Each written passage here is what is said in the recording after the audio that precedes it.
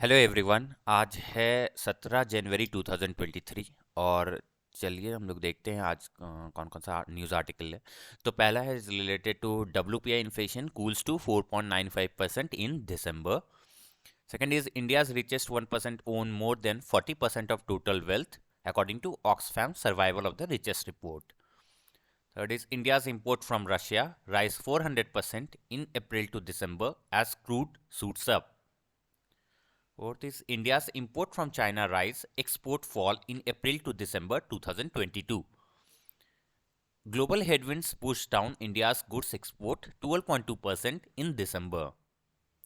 Proteins Arms gets RBI's nod for account aggregator license. Padho Pradesh scheme discontinued by Ministry of Minority Affairs. And RBI issues draft on expected credit loss based provisioning by banks.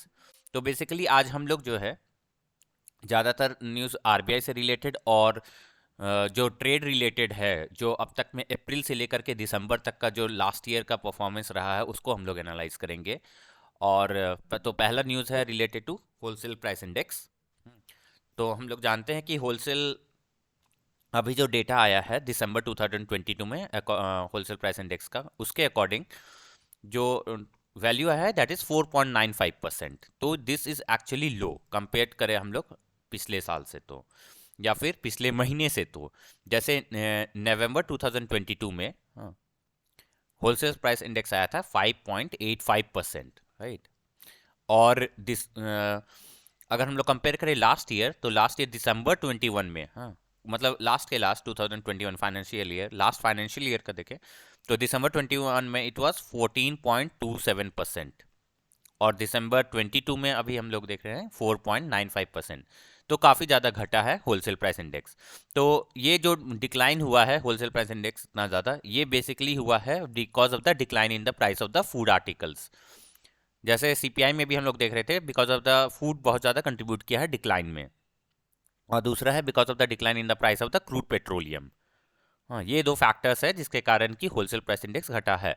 Retail inflation कितना था? अभी जो data आया था retail inflation that is CPI का बात करें, it December month में 5.72 था, राइट। अभी कुछ दिन पहले ही आया था।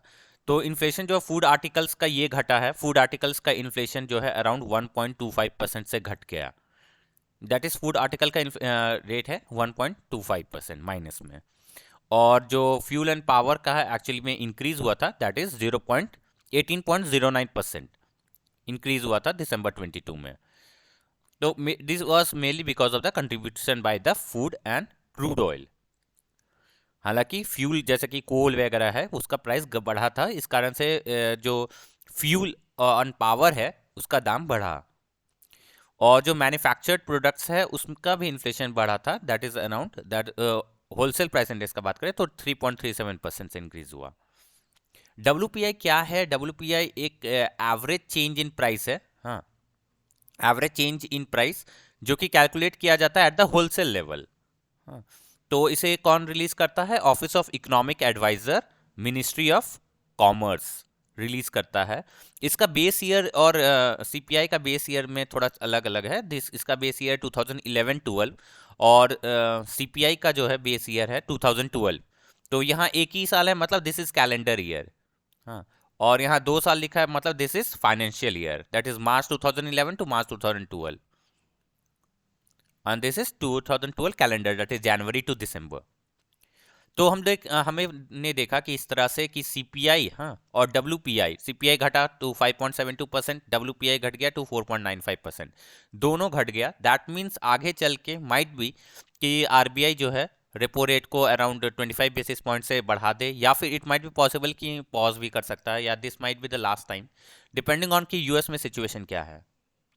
So the wholesale price index based inflation was 5.85% in November 2022 and 14.27% in December 2021. Next देखते हैं, India's richest 1% own more than 40% of the total wealth according to Oxfam survival of the richest report. तो ये Oxfam जो report release किया, इसका main मकसद यही था कि बताना चाह रहा था कि हमें वेल्थ टैक्स क्यों इंट्रोड्यूस करना चाहिए। हाँ, इंडिया को वेल्थ टैक्स या फिर विंडफॉल विंडफॉल टैक्स इंट्रोड्यूस करना चाहिए, इसके सपोर्ट में है। और कुछ सजेशंस दिया है गवर्नमेंट को related to health and education sector में क्या करना चाहिए। तो सर पहले तो इसने सिनेरियो बताया कि जो इंडिया का जो रिचेस्ट टॉप 1% जो रिचेस्ट है, वो मोर than 40% of the total wealth है उनके पास। 40% से ज़्यादा वेल्थ इंडिया का, अगर ये 100 है, हाँ दिस इज 100, तो अराउंड 40 जो है, मोर देन 40% जो है वो का वेल्थ जो है सिर्फ 1% रिचेस्ट के पास है, रिचेस्ट 1% इंडियंस के पास है। और जो bottom half of the population है, हाँ, if this is the entire population and this is the bottom half, तो बॉटम हाफ ऑफ द जो पॉपुलेशन है सब मिल करके सिर्फ 3% ऑफ द वेल्थ है इनके पास, बॉटम हाफ के पास। तो कितना ज्यादा ह्यूज इनइक्वालिटी सिनेरियो है इंडिया में, ये बता रहे हैं।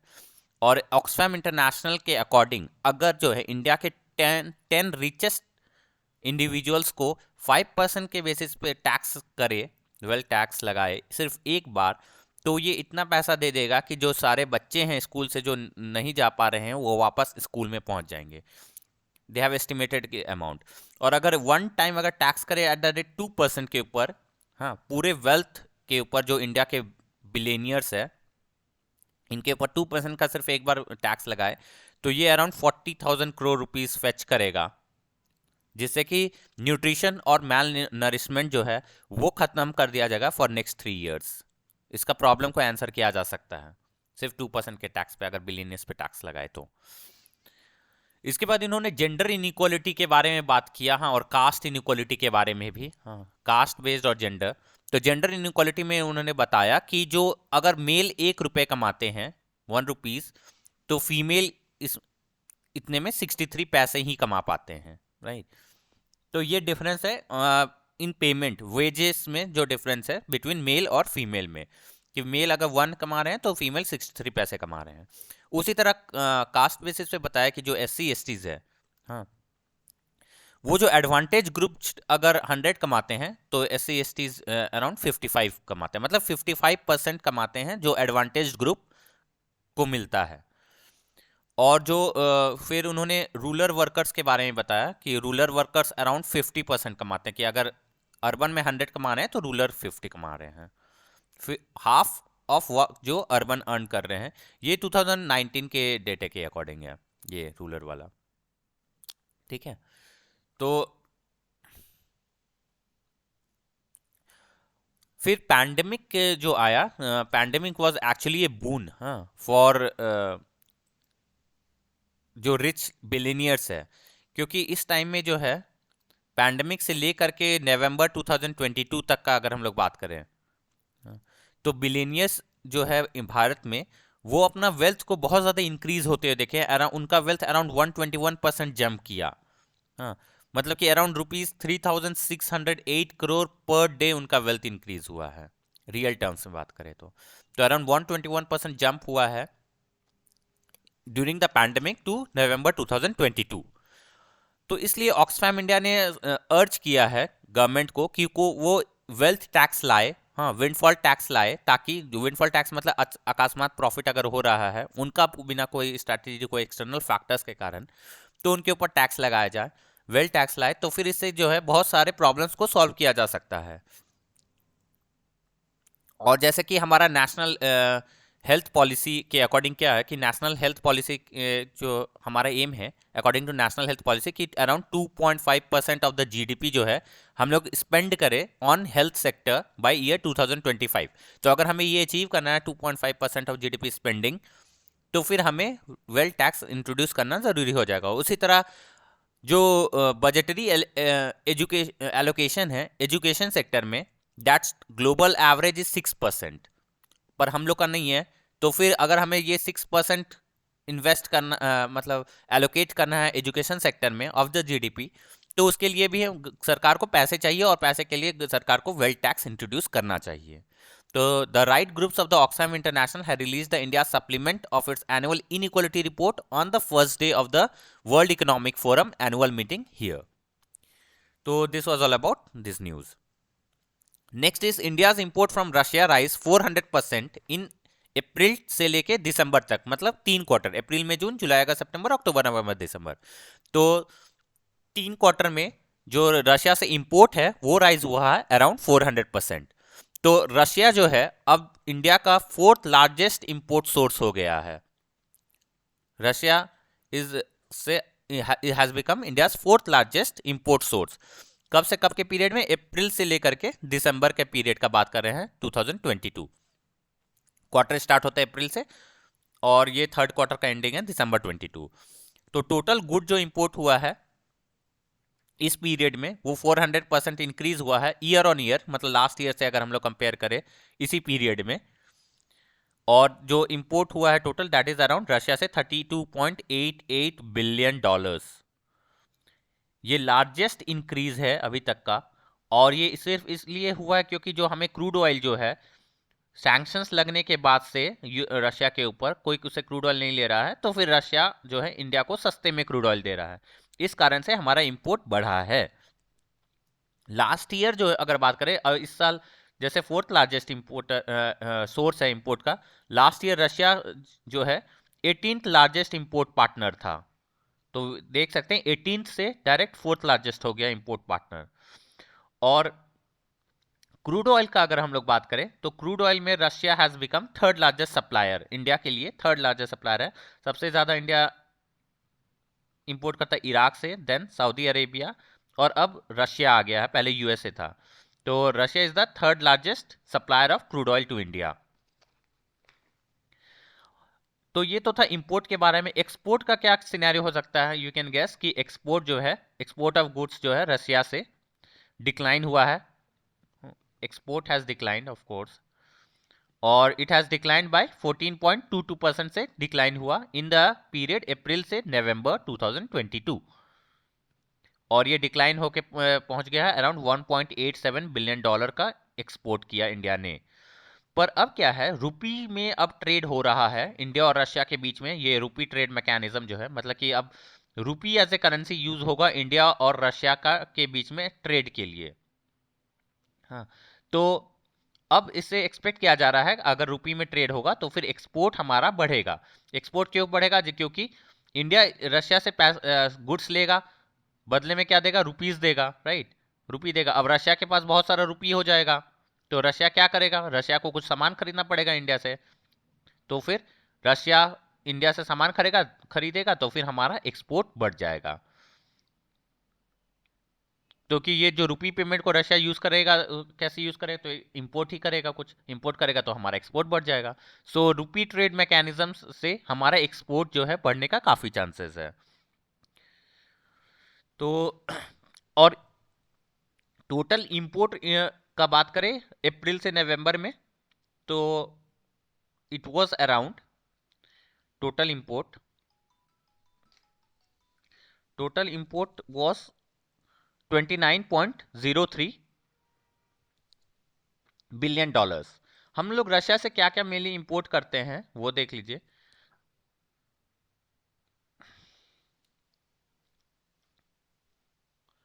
Total import was 29.03 billion dollars, ठीक है।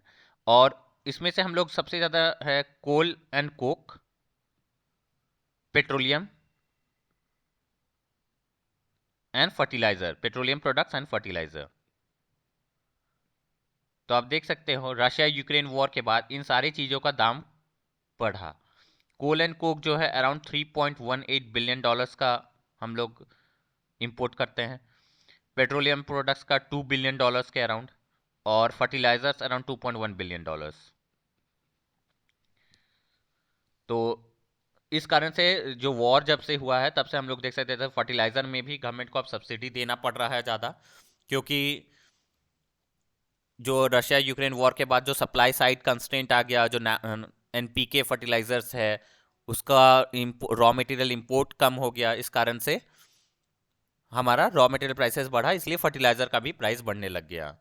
तो दिस इज द रीज़न कि अगर हमें इंपोर्ट हमारा ज़्यादा हो गया है रशिया से, और in Russia has become the fourth largest partner, और पहले last year it was 18th largest partner, और एक्सपोर्ट हमारा कम है, लेकिन हम लोग ऐसा एक्सपेक्ट कर सकते हैं कि आगे चल के एक्सपोर्ट हमारा बढ़ेगा, क्योंकि रुपी में ट्रेड होना स्टार्ट हो गया है। रशिया ने फुली ऑपरेशनल कर दिया है रुपी ट्रेड मैकेनिज्म को। नेक्स्ट चलते हैं, India's import from China rise, export falls. फिर से सेम सिनेरियो है चाइना के साथ भी, कि हमारा इंपोर्ट जो है चाइना से बढ़ा है। हाँ, चाइना जो है इंडिया का टॉप मोस्ट पार्टनर है इंपोर्ट के का बात करें अप्रैल से लेके दिसंबर में, इन 3 क्वार्टर में China is the top most partner imports के लिए, टॉप मोस्ट है। लेकिन एक्सपोर्ट जो है हमारा चाइना को वो घटा है, एक्सपोर्ट हमारा घटा, and it has decreased bye 35.58%, और टोटल एक्सपोर्ट वैल्यू जो है गुड्स का वो दैट इज अराउंड 11.03 बिलियन। तो इससे क्या है, हमारा ट्रेड डेफिसिट जो है वो बढ़ गया चाइना के साथ, क्योंकि इंपोर्ट ज़्यादा है, और ये इंपोर्ट में China is the top most partner. Import हमारा इंक्रीज हुआ around 11.9% year on year, last year से अगर हम लोग कंपेयर करें, और import of goods and services around 75.87 है बिलियन डॉलर्स। तो हम देख सकते हैं कि हमारा इंपोर्ट जो है बढ़ा, एक्सपोर्ट जो है हमारा घट गया, राइट। इंपोर्ट बढ़ा, एक्सपोर्ट घट गया, तो इससे ट्रेड डेफिसिट हो गया। Trade deficit around 64.84 billion dollars का है। Trade deficit is different, is a part of current account deficit. Current account deficit का एक पार्ट है, क्योंकि ये करंट अकाउंट क्या है ना, कि दिखाता है कि हम लोग पूरे वर्ल्ड को एज ए होल, वर्ल्ड से हमें कितना पैसा मिलता है और कितना पैसे हम लोग भेजते हैं। तो ये हो गया करंट अकाउंट, और ट्रेड डेफिसिट इसी का पार्ट है, क्योंकि इसमें भी ट्रेड में भी हम लोग पैसे देते हैं और पैसे लेते हैं। इसमें जैसे करंट अकाउंट में net factor income from abroad आ जाता है, कि कोई रेमिटेंस वहां से आ रहा है, कोई इंटरेस्ट हम लोग हमारा गवर्नमेंट अर्न कर रहा है किसी लोन पे, या फिर रेमिटेंस आ गया वहां से। कोई अदर फैक्टर इनकम फ्रॉम अब्रॉड्स है, हमारा कोई कंपनी है उससे पैसे आ गए, तो फिर वो सब इसमें आ जाता है, अदर इनकम्स भी इसमें इंक्लूड हो जाते हैं। लेकिन ट्रेड डेफिसिट में ऐसा नहीं होता है। ट्रेड डेफिसिट में सिर्फ ट्रेड से related, trade related to goods and services. तो ट्रेड डेफिसिट इसका पार्ट है। Trade deficit plus net factor income, other net factor income from abroad जो है वो फॉर्म करेगा करंट अकाउंट डेफिसिट को। और इंडिया का एक्सपोर्ट को चाइना जो है वो कम क्यों हुआ? कम इसलिए हुआ क्योंकि जो कोविड-19 आया चाइना में, और चाइना ने पूरा जीरो कोविड पॉलिसी ले आया, तो सब कुछ बंद कर दिया। तो फिर जो डिमांड है इंडियन गुड्स के लिए वो घट गया। जिस कारण से दो जो एक्सपोर्ट है वो घटा और इंपोर्ट फ्रॉम चाइना बढ़ गया। तो government to work on greater quality curbs on cheap imports, take action against under invoicing. और रिसेंटली जैसे हमने देखा कि टॉय के ऊपर इश्यूज आए थे, जो क्वालिटी ऑफ टॉय था वो बहुत ही लो क्वालिटी आ रहा था, तो गवर्नमेंट ने फिर उस पर रेस्ट्रिक्शंस लगाया है। और इंपोर्ट जो है अब इसलिए थोड़ा रेस्ट्रिक्ट करने के लिए क्वालिटी रेस्ट्रिक्शंस भी लगाया गया है, ताकि इंपोर्ट थोड़ा कम हो चाइना से। नेक्स्ट देखते हैं, global headwinds push down India's goods export 12.2% इन दिसंबर। तो ईयर ऑन ईयर जो है गुड्स का एक्सपोर्ट जो है हमारा, ये ग्लोबल हेडविंड्स बोले तो जैसे रिसेशनरी कंडीशंस है ग्लोबल सिनेरियो में पूरे वर्ल्ड में, तो फिर एक तरह का ये हमें रेस्ट्रिक्ट करता है। तो रेस्ट्रिक्ट क्या किया है इंडिया का एक्सपोर्ट को, तो 12.2% के अराउंड जो है year on year, last year से कंपेयर करें दिसंबर से, तो एक्सपोर्ट डिक्लाइन हुआ है अराउंड 12.2% से, और ये हो गया है 234.48 बिलियन डॉलर्स के अराउंड एक्सपोर्ट ऑफ गुड्स।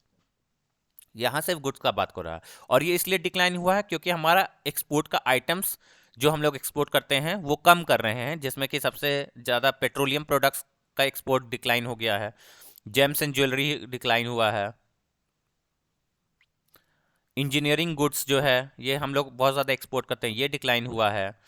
फिर कॉटन यार्न फैब्रिक्स है, कॉटन यार्न फैब्रिक्स, उसके बाद कोल हो गया, मीट एंड डेयरी प्रोडक्ट्स है, ये सारे डिक्लाइन हुए हैं। और ये इसलिए क्योंकि जो रिसेशनरी ट्रेंड डेवलप हो रहा है, जो डेवलपिंग कंट्रीज है, यूएसए है, यूके है, इस कारण से हमारा डिमांड वहाँ से कम है हमारे प्रोडक्ट्स के लिए, इस कारण से ये इन आइटम्स में जो है डिक्लाइन देखा गया है। इंपोर्ट जो है, इंपोर्ट भी घटा ऑफ कोर्स। पूरे ग्लोबल इकोनॉमी से अगर बात करें तो इंपोर्ट भी दिसंबर में 22 में घटा, और ये घटा अराउंड 3.4% से, और इंपोर्ट दैट इज $58.24 बिलियन। और ये इंपोर्ट घटा है किसके लिए? गोल्ड का इंपोर्ट घटा, राइट, कॉटन का घटा है, केमिकल्स का, डाइंग मटेरियल का। हाँ, इस कारण से इंपोर्ट घटने के इन कमोडिटीज के कारण जो है हमारा इंपोर्ट भी घटा बाय 3.4% टू $58.24 बिलियन। और trade deficit right now is around $23.76 billion, trade deficit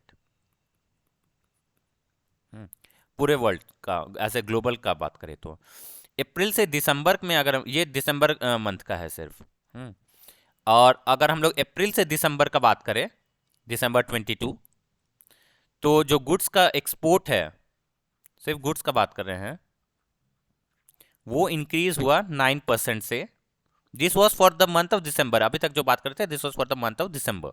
ये है फॉर अप्रैल से दिसंबर, मतलब साल के स्टार्टिंग से क्वार्टर एंड तक, दिसंबर तक। वो गुड्स का एक्सपोर्ट इंक्रीज हुआ 9% से टू अराउंड $332.76 बिलियन। इंपोर्ट जो है ये भी इंक्रीज हुआ इस पीरियड में, ये 9% से इंक्रीज हुआ एक्सपोर्ट। इंपोर्ट जो है 24.96% से इंक्रीज हुआ टू $551.7 बिलियन। और ट्रेड डेफिसिट कितना हुआ इन दोनों को, एक्सपोर्ट माइनस इंपोर्ट का देखें वैल्यू, दैट इज, तो दिस इज अराउंड $218.94 बिलियन। इतना का ट्रेड डेफिसिट हुआ इन 3 क्वार्टर्स में। अभी एक और क्वार्टर होगा, जनवरी फरवरी मार्च, तो फिर पूरा साल, पूरा फाइनेंशियल ईयर हो जाएगा, फाइनेंशियल 22 से 23। लास्ट ईयर अगर हम लोग अप्रैल से दिसंबर 21 का बात करें तो हमारा ट्रेड डेफिसिट था अराउंड $136.45 बिलियन। तो आप देख सकते हैं ट्रेड डेफिसिट 136 से 218 तक हो गया, इंक्रीज हो गया। इंडिया का जो टॉप एक्सपोर्ट डेस्टिनेशन है, हम लोग जो एक्सपोर्ट करते हैं अप्रैल से लेके दिसंबर के टाइम में, तो टॉप पे सबसे पहले जो इसको हम एक्सपोर्ट करते हैं वो है यूएसए, यूएस। सेकंड है यूएई, थर्ड है नीदरलैंड, और फोर्थ है चाइना। इन कंट्रीज को रैंक वाइज हम लोग एक्सपोर्ट करते हैं। तो इसको हम लोग इस क्वार्टर में, अप्रैल से दिसंबर 22 तक में, तीन क्वार्टर में अराउंड $59.57 बिलियन का एक्सपोर्ट की। यूएई को 23.13, नीदरलैंड को 13.67, और चाइना को अराउंड $11.03 बिलियन का एक्सपोर्ट हम लोगों ने किया। ठीक, नेक्स्ट चलते हैं। Protean arms gets RBI's nod for account aggregator licence. तो प्रोटियन ई गवर्नेंस टेक्नोलॉजी है, जिसको कि पहले हम लोग एनएसडीएल ई गवर्नेंस इंफ्रास्ट्रक्चर के नाम से जानते हैं। तो इसको आरबीआई द्वारा अप्रूवल मिल गया है, और वो आरबीआई का जो है होली ओन सब्सिडरी होगा, मतलब आरबीआई का इसमें स्टेक होगा, और ये काम करेगा एज ए अकाउंट एग्रीगेटर का काम। तो अकाउंट एग्रीगेटर सिस्टम जो है बैंकिंग में लाया गया है, ये बेसिकली एक रिपोजिटरी होगा, मतलब जिसमें कि सारे कस्टमर्स का इंफॉर्मेशन रहेगा कि वो कस्टमर कितने सारे बैंकों से डील करता है, सारे बैंकों का नाम, उसका ट्रांजैक्शंस रिकॉर्डेड होंगे, उनके जो लोन्स है वो रिकॉर्डेड रहेंगे। तो एक कस्टमर का सारा बैंकिंग सिस्टम से जितना भी ट्रांजैक्शंस, जितना भी रिश्ता है, सब कुछ एक जगह पे रहेगा, हर कस्टमर का रहेगा। तो बैंकिंग सिस्टम में ये अकाउंट एग्रीगेटर सिस्टम लाया गया आरबीआई द्वारा, जिसमें कि 8 बैंक्स अभी है, including HDFC, ICICI bank, axis bank भी है। जो 8 बिग बैंक्स है, लार्जेस्ट बैंक्स है, उसको दिया गया है अकाउंट एग्रीगेटर सिस्टम बनाने का।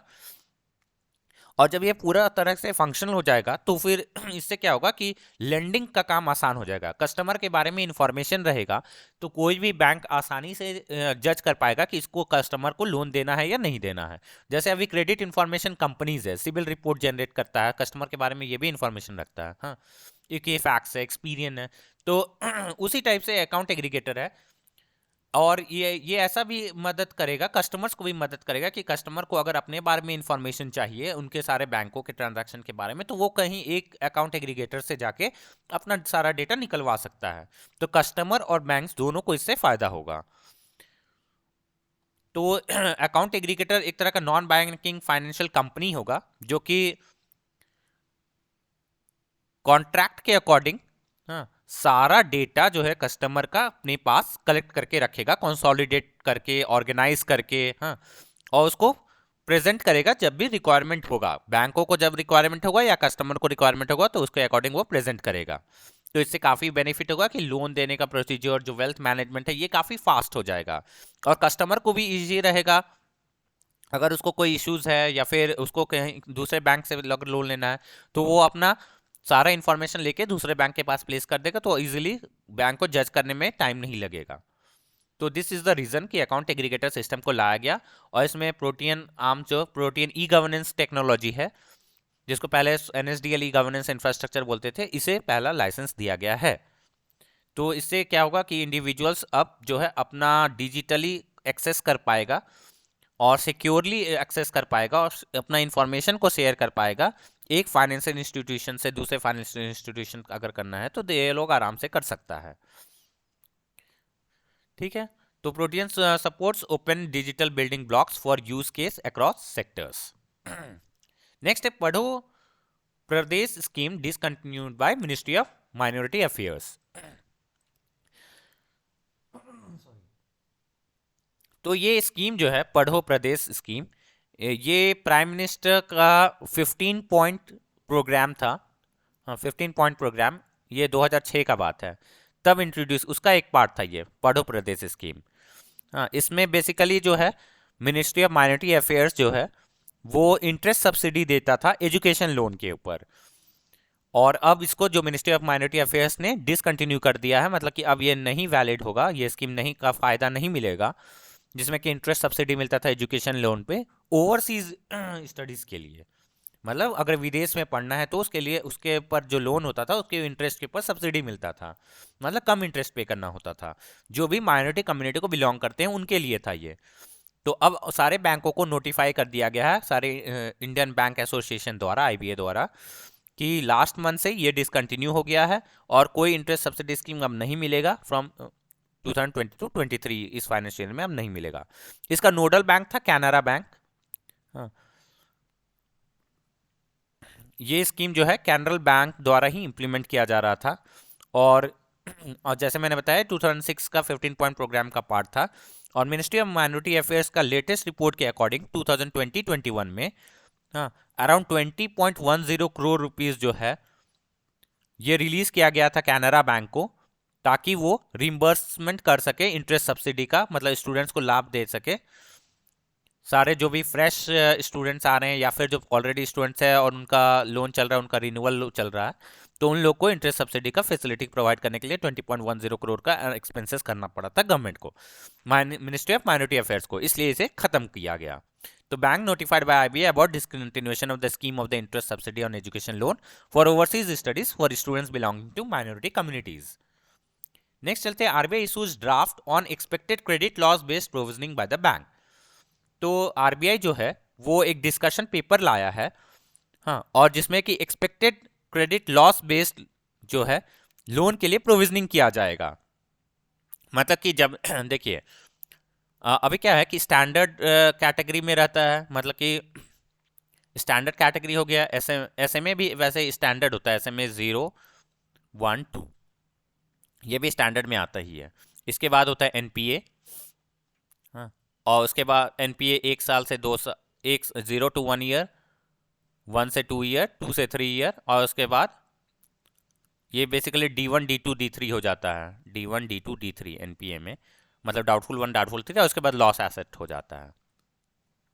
ठीक, तो फिर ये 90 डेज पे एनपीए होता है, 90 डेज में एनपीए हो गया।